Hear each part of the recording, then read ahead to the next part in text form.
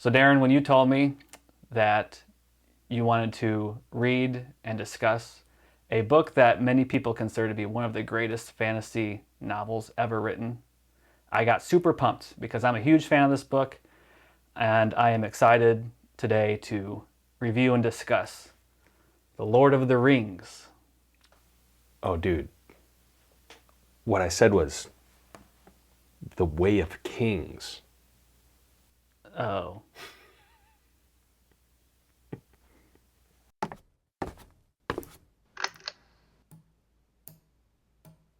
Way of Kings is Brandon Sanderson's epic fantasy masterpiece. It is a New York Times bestseller. It's one of the highest rated books on Goodreads with over 700,000 ratings. It routinely lists on the greatest fantasy novels of all time. Reviewers often mention it in the same breath as Tolkien, Robert Jordan, and George R.R. Martin. And many consider it to be the defining fantasy epic of the modern era. Darrin, did you enjoy reading The Way of Kings? That's a lot of pressure for the first question of the review. I've never read George R.R. Martin. I've never read The Wheel of Time. I've read The Lord of the Rings 3 or 4 times. I love it. And when I heard all the same descriptions that you just summarized really well. And so my expectations were very high going into The Way of Kings. I'm no stranger to long books, so I wasn't scared about that at all. And I did not enjoy this almost at all. You could have just said no. Well, I just want to preface it with, Yeah. I should like this book. Maybe expectations were part of the problem here, but I don't think so. I think if I had gone in totally blind, I think I 1,000 pages, expectations aren't gonna... like, eventually your expectations won't matter because it's 1,000 pages. You have all the time to... Yeah. Oh, this is different than what I expected. I'm on page 100. I still got 900 to go. Like, your expectations will get set at some point, and you'll... Yeah. What about you, Nick? How did you enjoy The Way of Kings? This was my second Brandon Sanderson book. I read Mistborn, the first Mistborn book, 8 years ago, maybe 5 years ago. I don't know what is time anymore, but a while ago. And I did not hate it. I did not love it. It was like fine. It was like, I think I gave it like 3 stars. It was very YA for me. It felt very young adult, kind of like juvenile almost. Like the action was good. I think the story overall seemed like it was kind of cool, but I just thought it was overly written, as in like lengthwise, just like way too much, way more than necessary.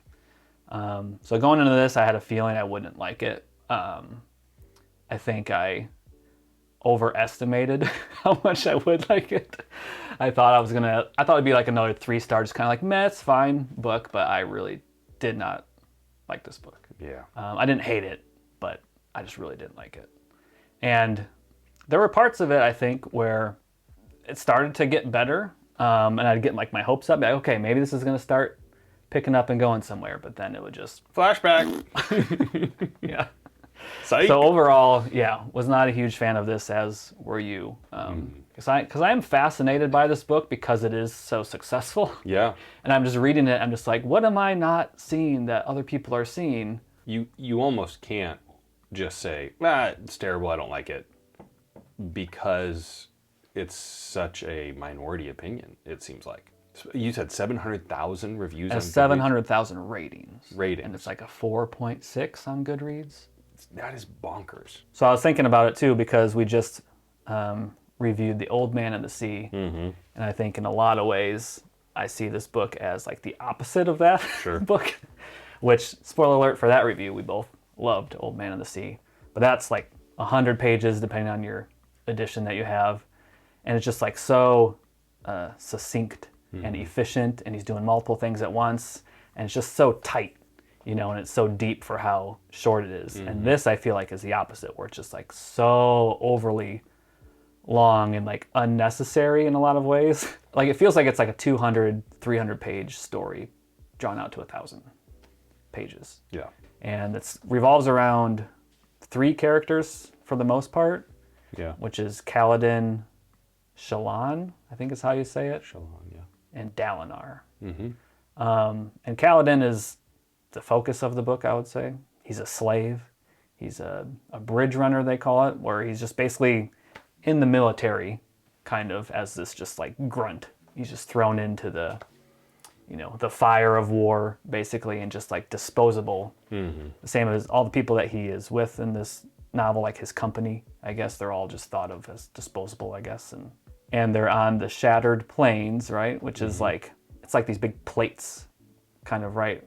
Where there's like the huge crater, Chasms. Chasms, yes. Yeah. There you go. You see it in like the desert where it's like cracked, and you see it's just flat, but then like everything's cracked, so you have like these little islands, kind of like. So it's like a grid, and in order to access different little planes, you have to either jump or you have to have bridges to get over. Yeah. Which that in and of itself, original. It's pretty cool. Pretty cool. Yeah. Yeah. It seems very much of a setup for later books for the most part. Yeah. As far for him and Dalinar and Shallan, like all 3 of them, it seems like this is like 1,000 pages of backstory to these characters. Yeah. To me. I would agree with that. Yeah. Yeah, because if you were to try to summarize the plot of this book, just compare and contrast, you can summarize the plot in Lord of the Rings in a sentence or 2. Yeah. And it's very clear and totally consistent with the entire novel. Over 1,000 pages if you put them all together as one volume. There's none of that here.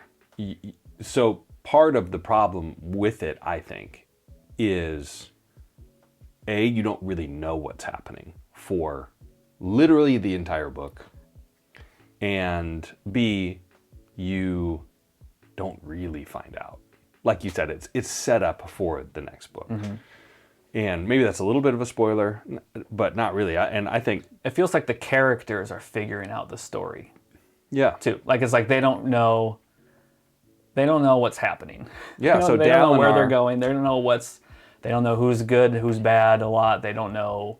They're trying to like figure out what is happening in the world around them. Exactly, a lot of the story is that.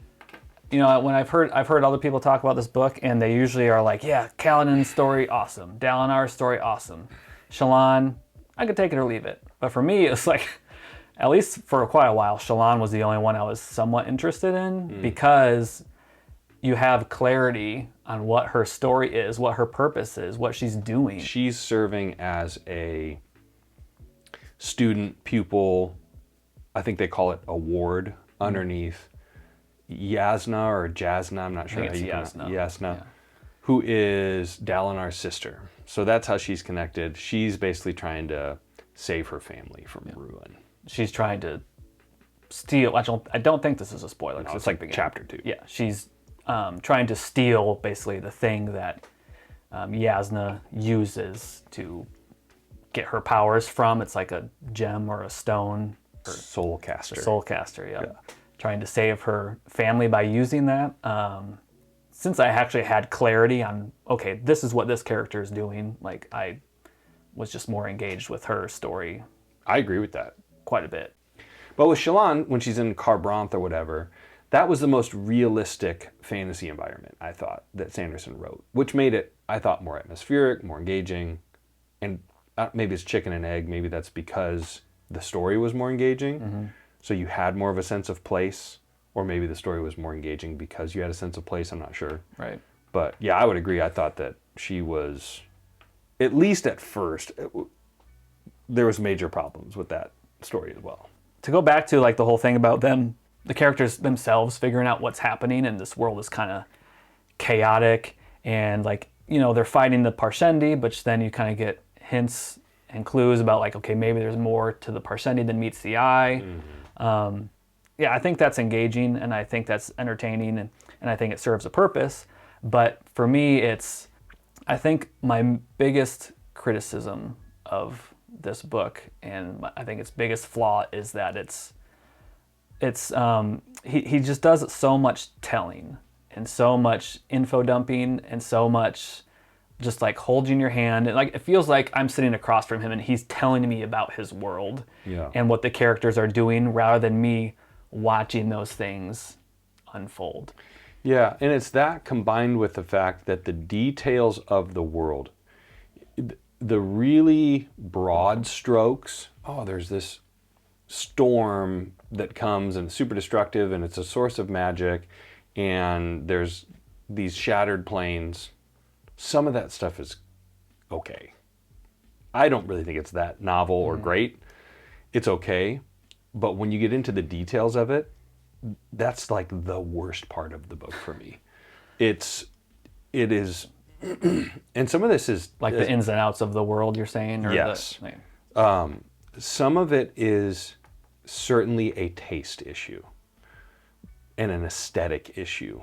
But I found all those details that he spends so much time doing exposition on to be just so boring. So there's all this exposition about all these things, like and he loves the compound word. All of the novel, the sort of original ideas, they're all just the pronouns. Yeah, so shard plate. The pronouns of the world are all just two words put together. Shard plate, oath pact, wind stance, sky eels, chasm fiend, rock bud, soul caster, and there's probably 100 more like that. Yeah. And it just is like, I don't care about any of this stuff, and you're just telling me about it over and over and over. Well, I think all that stuff in a better novel, I think, would be just great to me if I was, because I would be engaged in the story. Yeah. Like I would be engaged in the plot, the characters, the themes. You know, it's like comparing it to Dune. You know, it's like all that stuff is cool to me, but the thing that makes it cooler is because I'm engaged in the story. Where here I'm just not, I wasn't engaged in the story, therefore I'm not going to care about any of the world building, because world building stuff on its own to me, like if you described a world you made up, you know, I'd be like, okay, cool, I guess. You know, it's like, but if it's in the context of a really gripping story, it's like then I'm more excited to discover those things. This to me reminds me of a video game. It reminds me of Skyrim or World of Warcraft, or you're getting powers. It's RPG. And an RPG. You're learning, okay, I got a new weapon. What does this weapon do? Oh, that's cool. This weapon like has a lightning charge to it. And when I hit the enemy, it does that. It's like that's when, like, you can tell when Brandon Sanderson is excited about something in his novel, you know? So like the lashing, when people are flying or when they're like using their powers to lash, it's like you're drawn to the ground or you're drawn to the ceiling. Now your world gets flipped. The ceiling becomes the floor, and it's like you're learning about how the magic works. It's like that's the joy of like a video game, like an RPG, where it's like you're finding these little abilities, and you're like, oh, this does that, versus that one that does that, and it's like, and then even like comparing it to like Skyrim, it's like you go around and you get to interact with villagers and like tavern owners, and you're kind of figuring out the story and the world, and you just get like caught in like mundane conversations in the world, but you just get to live in that world. You're just spending time there. You spend time there for like 50 hours. Yeah. Because it's a 50-hour game or whatever, and you're living in the world, and that's what this feels like. I don't like that. Yeah. I want a story, which I like that, you know, I'll play Skyrim or a game like that and I'll enjoy it for a little bit. I'm not a gamer, but I have enjoyed some video games before. But when it comes to a novel, so it sounds like you're like, you know, I'll drink a beer once in a while. I'll indulge in a video game once in a while. But when it comes to like a novel, I want it to have clarity on what the story is. I don't want to just live in the world. Yeah. There's been novels where it ends. I remember that feeling that way with Lord of the Rings. I read it and I was like, man, I don't want it to end. I just want to keep going. But that's because the story was so engaging. Yeah. You know, if it did keep going and Tolkien wrote like the sequel, and I just got to live in the world of Middle Earth, and there was no clarity in the story, and wasn't driving towards anywhere, I'd just be like, okay, like I'd eventually get bored. Yeah. Like, okay, what do you call that where you have the two circles and you see the overlap? Venn diagram. Venn diagram. People that love Brandon Sanderson and people that love gaming, RPGs specifically, I bet there's a lot of overlap there.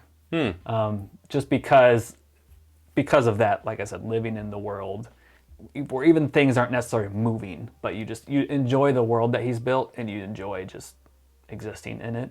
I think part of the problem, he advances the ball so slowly. It's like half a yard at a time, particularly with the Kaladin narrative.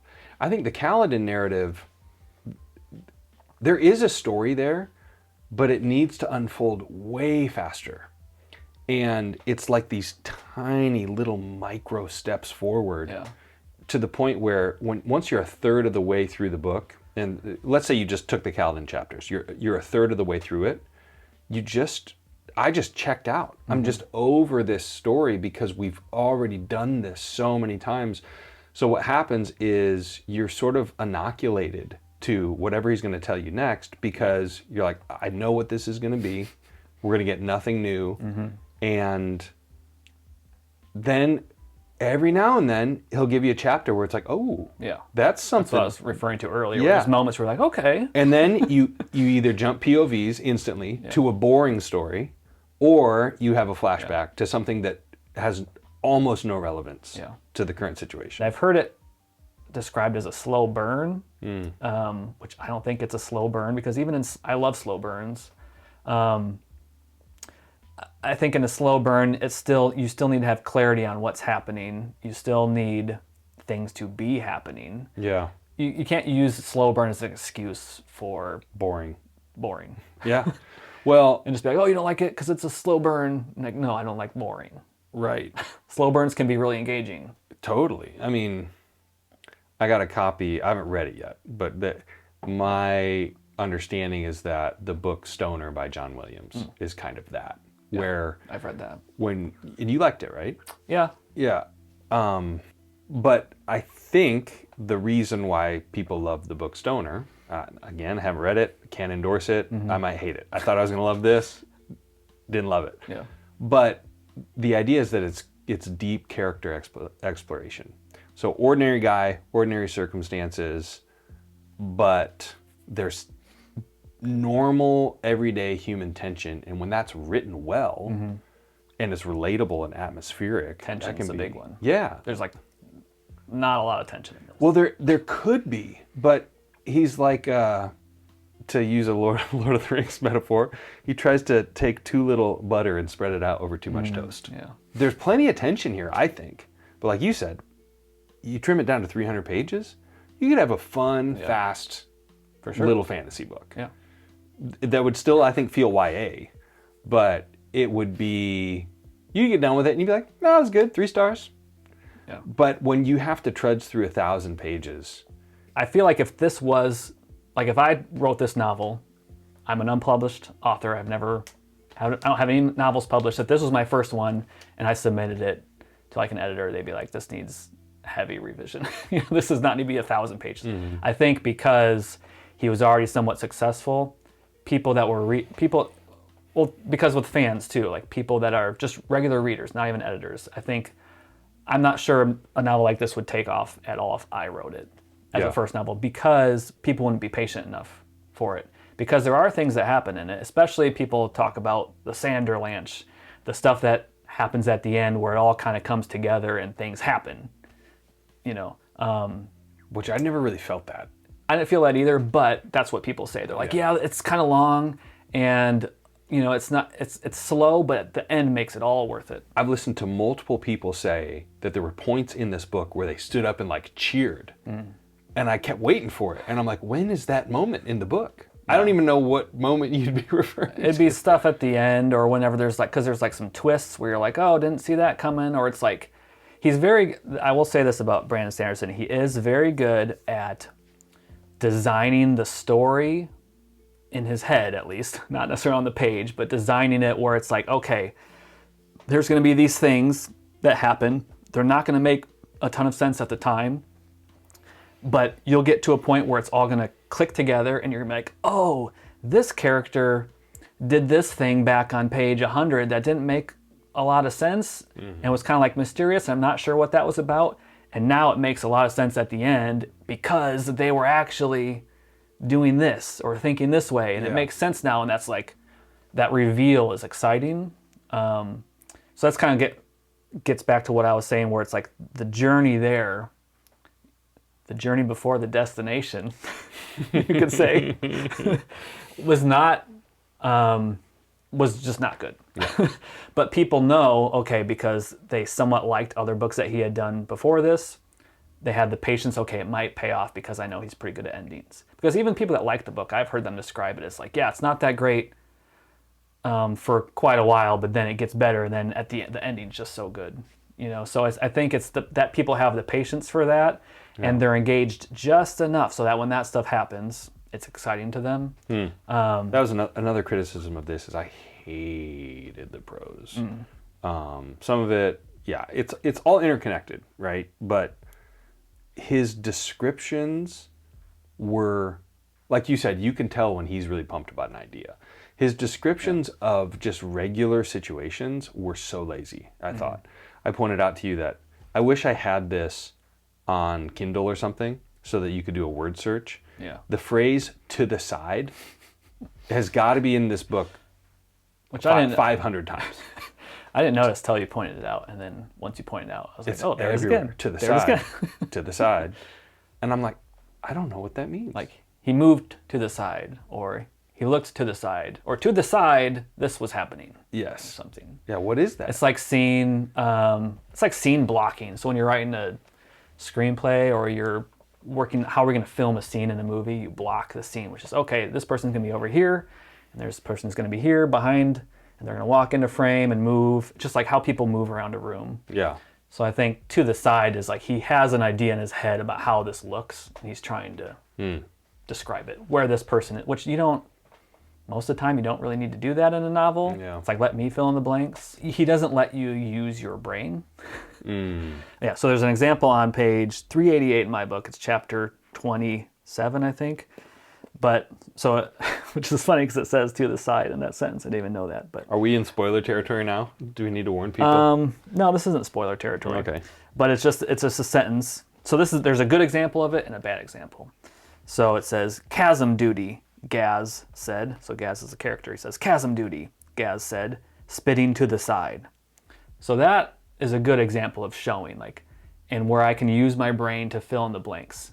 Chasm duty, I don't necessarily know what that is at this point, but I know that Gaz doesn't like it because he spits, right? Chasm duty, he spits. So I'm using my brain, okay, I know he mentioned the chasm duty, not sure what that is yet. He spit, therefore he probably doesn't like it. So I'm like, oh, why doesn't he like it? So that's a good example of just showing something without holding your hand and telling you about it. But then he screws it up the next page. So you go through that, and then there's a line break, and it goes to like the next scene or whatever, and it says, and this is just prose or narrative, it just says, chasm duty. Most bridgemen would rather spend all day hauling stones than get assigned to the chasms.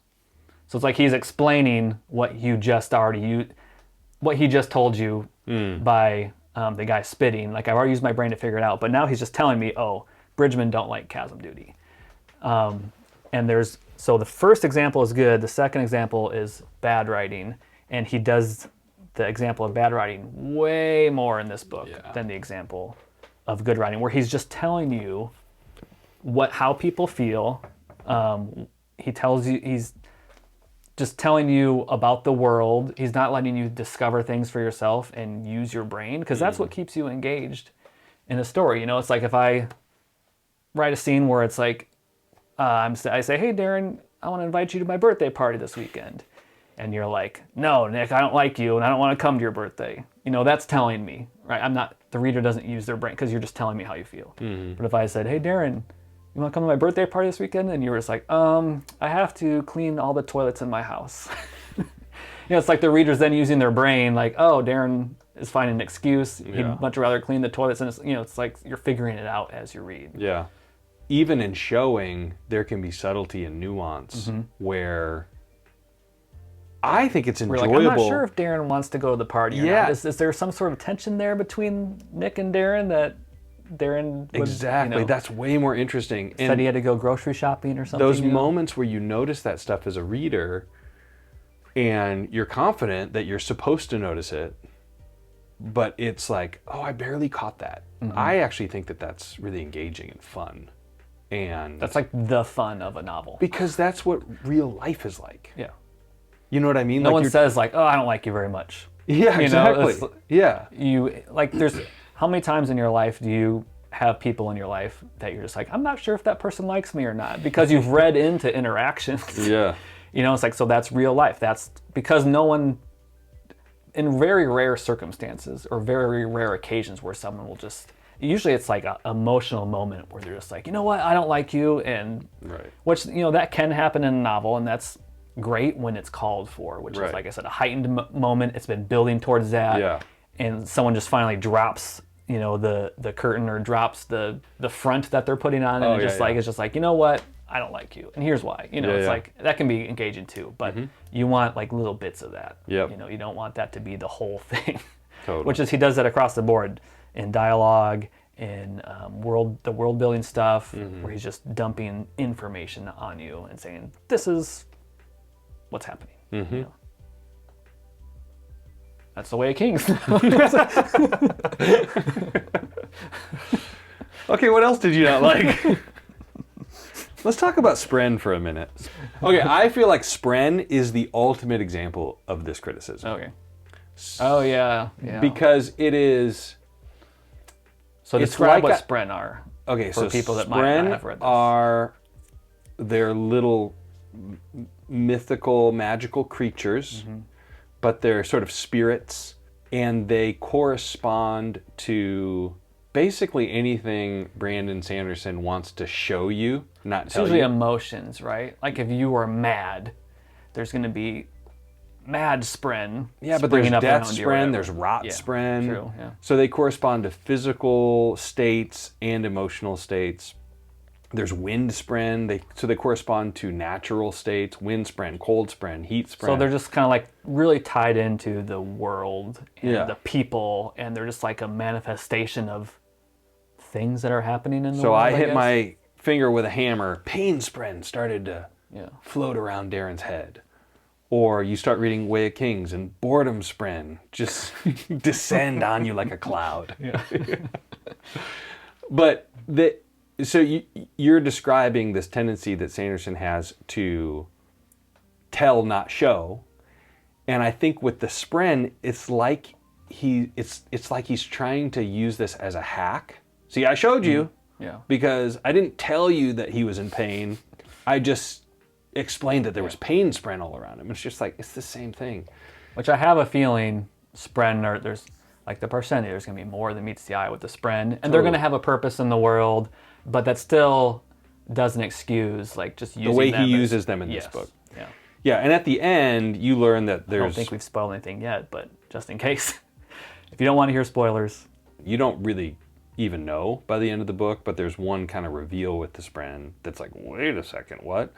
So I agree. I'm sure that there's more to it than that, but that's primarily the way they function in this book. Yeah. I gotta say, we were texting back and forth about this book, and you texted me a picture of, you said that you put a prompt into ChatGPT.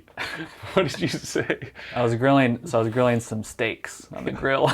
And I said, asked ChatGPT, and I said, can you put some steak Spren On my dinner. on my dinner to make it more delicious?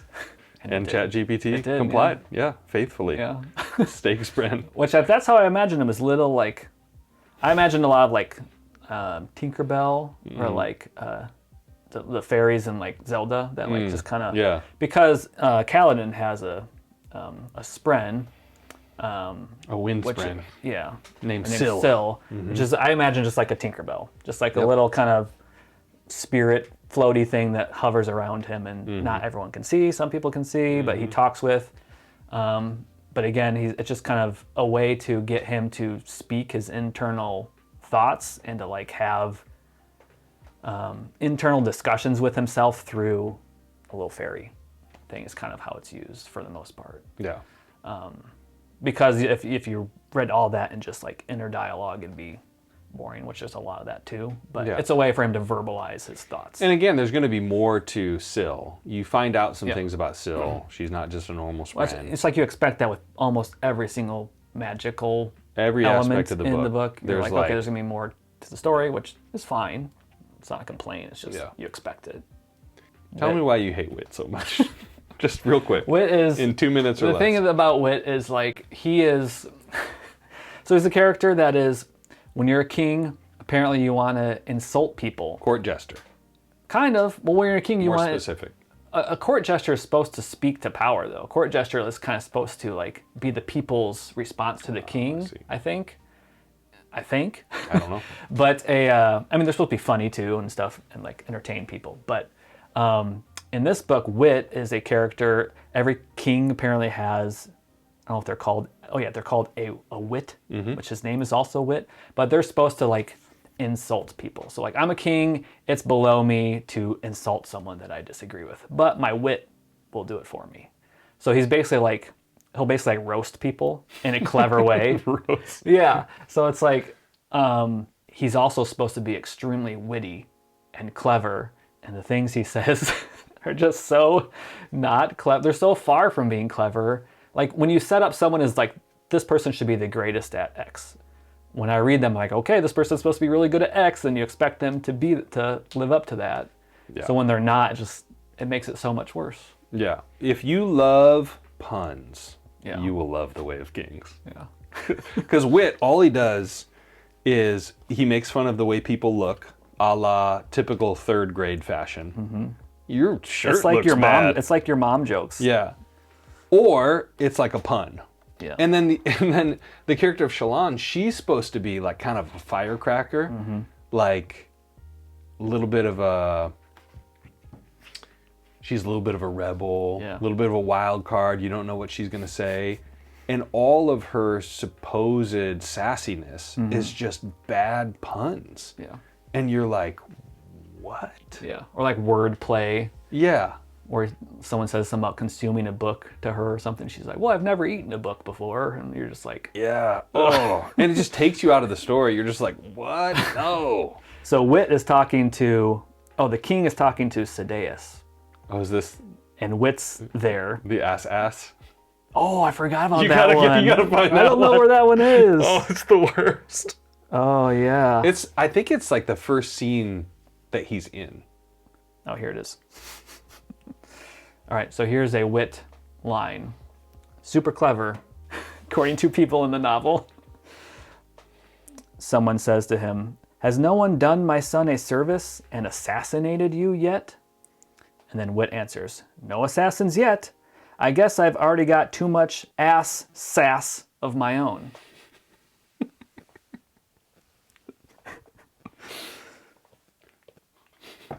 Roasted. Boom, roasted. Yeah.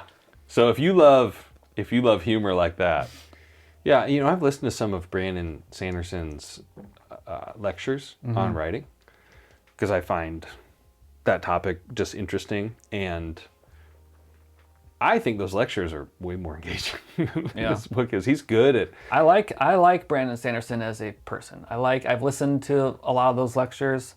I've listened to interviews with him. I'm not sure why. Maybe it's just because I like hearing very successful writers talk. Yeah. He has a great affect as a person. He's like very positive. He seems genuine, positive. Yeah, he would never do what we're doing, which is like crapping on a book. Crap on a book. Yeah. Yeah. No, I agree with you. I like Brandon Sanderson, and I had listened to several interviews with him and some of those lectures before I read this, and I think that increased my expectations because I was like, oh, he seems sweet. Yeah. He seems awesome. And when he talks about in writing, there's 3 P's. I'm going to try to remember what they are. It's promise, progress, and payoff. Promise, progress, and payoff. You want to have all those things to make a complete novel that's going to be satisfying for your reader. So promise comes early, progress towards, hey, this is where we're going, this is what to expect, and then you feel like we're getting there. So you can do that in Lord of the Rings. It's the hero's journey. They get from the Shire to Weathertop. They get from Weathertop to Rivendell. They get from Rivendell to That's the problem. And I'm promised that Frodo has this ring he's supposed to try to destroy. I'm promised that at some point he's either going to try to do that at the end, that he's going to be at Mount Doom. It's like, at least in the movies, I'm trying to remember in the book so much, but it's like set up where there's going to be that moment that other people have had where they're standing at the brink, they're going to throw the ring in, and so the whole time I'm wondering, is he going to be able to do that? Yeah. That's like the promise. I'm promised that there's going to be that scene at the end. And with this book, none of that is discernible, really. Yeah. It almost feels like the whole book is kind of the promise for the series. It seems like it's one big prologue. Yeah. One big character backstory for these characters that are going to be important. Yeah. So are you planning to read Words of Radiance? I will not. Never say never. I wasn't sure if I'd ever read this one, but you pulled me into it. So never say never, but don't blame me. I don't have plans in my immediate future to read any more Brandon Sanderson. There is a novella he wrote. I can't remember the name of it, but I'm intrigued in reading that one because it's short. I'm like, I wonder how good he is in writing something where he has to be short and he has to be succinct. So there's a possibility I read that one. But as far as the long doorstop size books, yeah. not for me. And with the progress too, like going back to what you said earlier, where it's like the progress comes in inches. I think a lot of that is because he seems like he knows theme and he knows character and he knows plot. I'm not sure if this is an intentional choice or not on his part, but to have basically, like, I think of those three things, that's what makes a novel. Theme, character, plot. In that order, I would say, of importance. But they should work together like a rope. You know, a rope is 3 strands weaved together to make something strong, right? So it's like when he writes a scene, it feels like he's saying, okay, this is a character scene. And he does a scene of one strand. And then he'll write another chapter. Okay, this is my theme chapter. I'm going to talk about, strength before weakness or whatever. And the character's going to be thinking about that. Okay, now this is a plot where we're going to be talking about Spren or who knows what. This is a plot scene. Like there's very few times where all 3 things are working together at the same time. And I think that's part of a big reason why this is 1,000 pages and a reason why it feels like progress comes in inches, because you're making, okay, character, a little bit development here. Okay, now the plot developed in the next chapter a little bit there. It's like if you combine those things and make them work together, that's where great writing comes from. That's what makes a story great, is when those things are all interwoven and working together. Like that's where the engagement, that's where the good stuff comes from. What would you say the theme is? I guess it's probably it says it on the back. It's those sayings: life before death, strength before weakness, journey before destination. Strength before weakness, journey before destination. Seems to be like the self-stated theme of the book. Yeah. Which is 3 different themes, I guess. Those themes to me are... And they're all semantically overloaded. So what does any of that mean? Right. Strength before weakness, like good before bad. Yeah.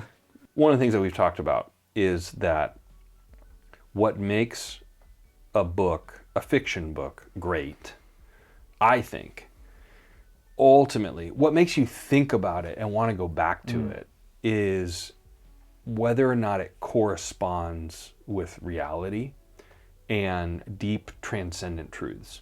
So I don't mean corresponds with reality like, oh, Abraham Lincoln was the 16th president of the United States and they talk about that in the book and that's real. So that's not what I mean. I mean, why do human beings exist? Where do we come from? Where are we going when we die? What is the place that our Earth and solar system has in the universe? And what defines what's morally right and wrong? What's the purpose of suffering? Why are people so broken? All those types of questions. And when a story explores those questions and either intentionally or accidentally stumbles on what's actually true, that's when you have something that's special. And I think that's why The Lord of the Rings resonates with so many people. It's great writing, great story, and the writing highlights these questions.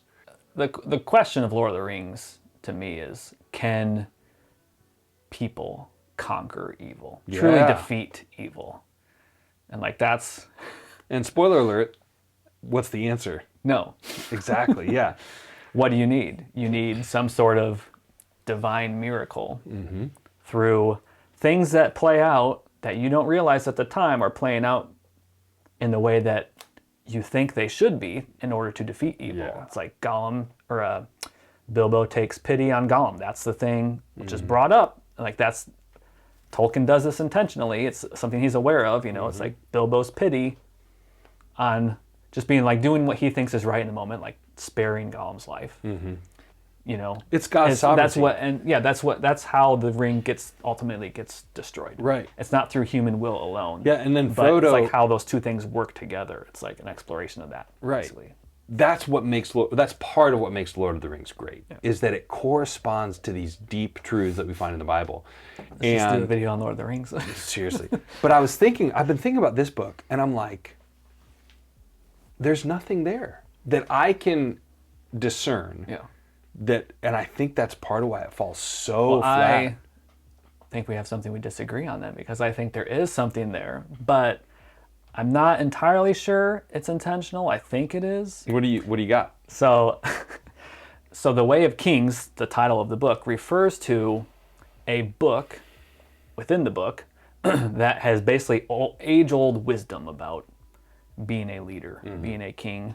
And it's about just like wisdom and making advice on how to make morally right choices and how to aim for something higher than just money or winning the war or whatever, you know. And everyone in the world, it seems like, except for Dalinar, has written this book off as like ancient, whatever. It's past. It's they laugh at it. Antiquated. They basically laugh and scoff at it. And like when people find out that Dalinar is reading it and still believes in the things it teaches, they're like, he's lost his mind, right? And the world that they live in, so everyone like in the world is like that, and they just have devolved in this like to this chaotic, just mess of humanity. Basically, it seems like they're just fighting people. They don't really know why. All these things they can't agree on how to lead anyone. They can't agree on what they're even fighting for, the reason behind it, and it's because they've all lost their way. But the Way of Kings is this old wisdom from the book, which is, and then so Dalinar also, this is why I think it's intentional, because Dalinar then is seeing visions from the Almighty, or God, the God of the universe that Sanderson has created in his novel. So it's basically a story about how humanity has lost its way because it has done away with the divine moral, the morals and goodness that comes from God. And so you can look at The Way of Kings as a book being the Bible, and the Almighty being equivalent of our God, the God. And so it's about, I think, which obviously I haven't read the other books in the series, but I would imagine that's the major theme in these books, and Brandon Sanderson is, he believes in God. He's Mormon, I think. So, he has that foundational worldview. And I think he's somewhat outspoken about that too. So I think it's about, if you lose that, how everything just falls apart. And which I think is obviously something that we would agree with, and a huge truth of life. Maybe. And I don't know if that's me reading into that too much, but... No, I don't think you're wrong about your analysis of what he's going for, but I think what you just described misses deep, resonant truth. And here's why. Because on a couple things. If we think about the Bible as the Way of Kings, if that's sort of the metaphor, which I don't know if it is, because Sanderson's a Mormon. Mormonism is not Christianity. So they think that the Bible is actually corrupted, and it had to be updated and clarified through the Book of Mormon. So I'm not sure if it would be the Bible, but let's just say that it is. So if the Way of Kings corresponds to the Bible, The Bible is more popular in the world now than it's ever been. I don't think it's true that people are necessarily throwing out the Bible in vast like swaths culturally. Maybe in Western Europe. But it wouldn't have to be like he doesn't have to be saying that's happening, but it can be a thematic thing where it's like, this is what would happen if the farther humanity were to move away from those old truths. Yeah. You know? So the other problem with it though is that the Bible's clear in the book of Romans that God's laws, so basic morality, you don't need the Bible to know that. Mm-hmm. God has written it on our hearts. So no matter where you go in the world, doesn't matter if people have heard the name of Jesus, they, in general, have an ethic that murder is wrong, rape is wrong, theft is wrong. So I don't think you necessarily need a book to spell out right and wrong. So the idea that if we could just get back to the way of kings, I mean, it is true that if people would look to the Bible and live according to it, then things would be much better.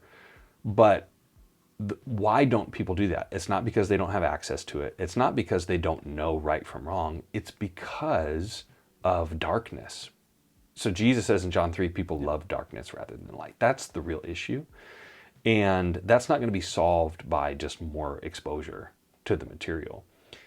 I just thought the whole thing was, that whole piece that you're describing just totally missed when it comes to... So you did think that's something he's trying to say in there, or... It didn't occur to me till last night when I was reflecting on this book. No, I would not say when that... I was reflecting on the themes of this book, because I was like, there has to be something more here than just strength before weakness or whatever, you know. So. Well, and I think another major thing was the thing that Dalinar latched onto from the Way of Kings more than anything else was putting himself below the people that he was supposed to be above. So I'm going to serve them. And I thought actually the most interesting sort of plot twist that was somewhat satisfying was when he gave away his shard blade. Yeah. I thought that was a cool scene, cool idea, totally unexpected. And it fit with this theme of Dalinar understood. So that was the closest thing I thought to something that is real and true and paradoxical and unexpected, which is that Jesus is the king of the universe. He created everything. He has ultimate power and authority, but he came into the world and he lived as a peasant, and he was hated and rejected and killed. But he did that to serve us so that we could be made great. He had all the power to serve, and he served. Exactly. So that's such a minor piece of the story.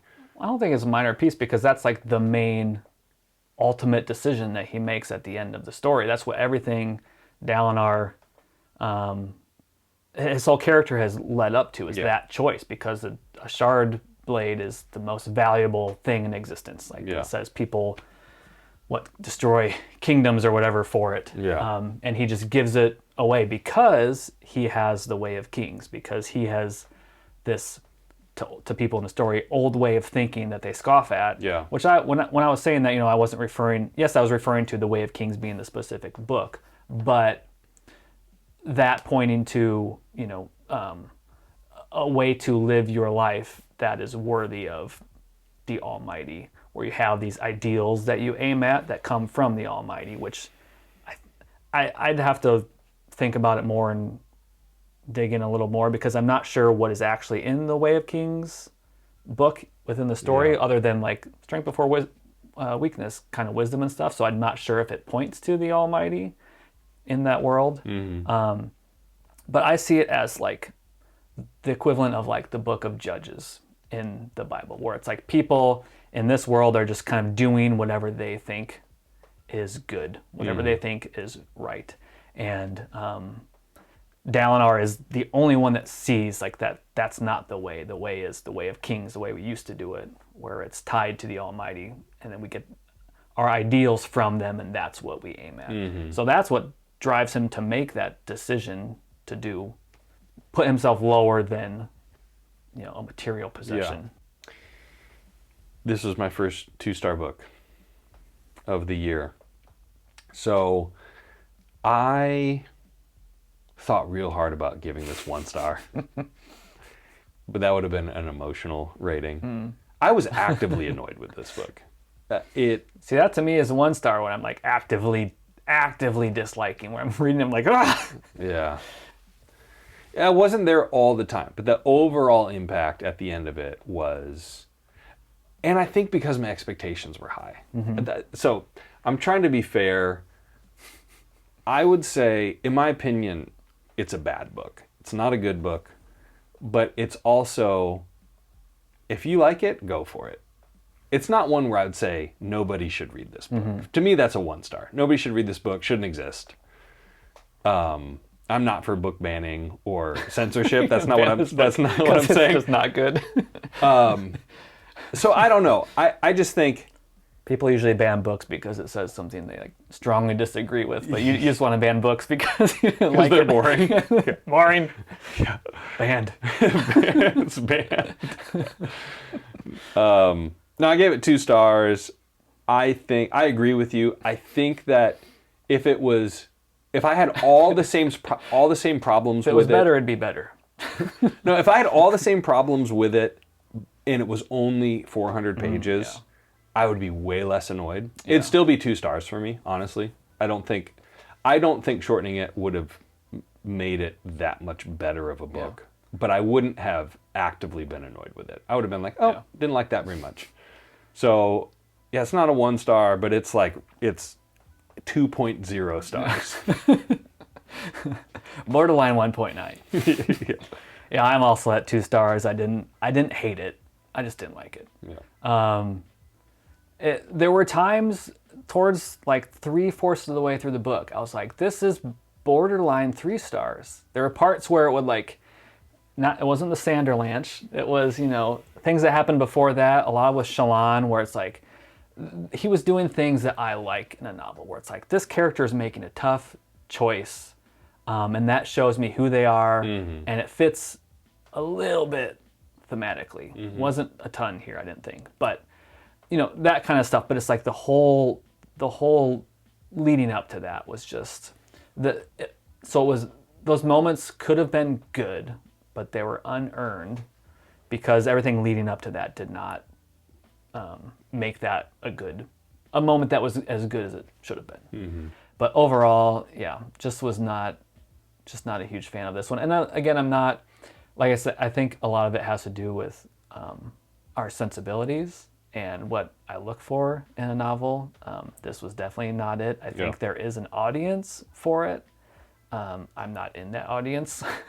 Well, I think overall it's poorly written, but there is enough there that I think I understand how if there's certain things you want in a novel and this has them, that you would like it. So do you have any sense of, do you feel self-conscious at all? Like, people are going to think I'm just a pretentious, I don't care. Because I agree with you, but as I'm listening to you say that, I'm like, oh no, it just sounds so pretentious.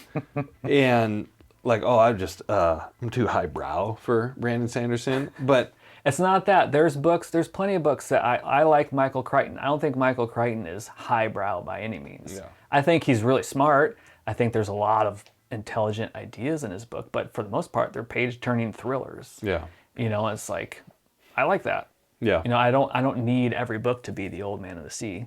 Right. I don't want every book to be The Old Man of the Sea. But, there's books that are like this that I have enjoyed.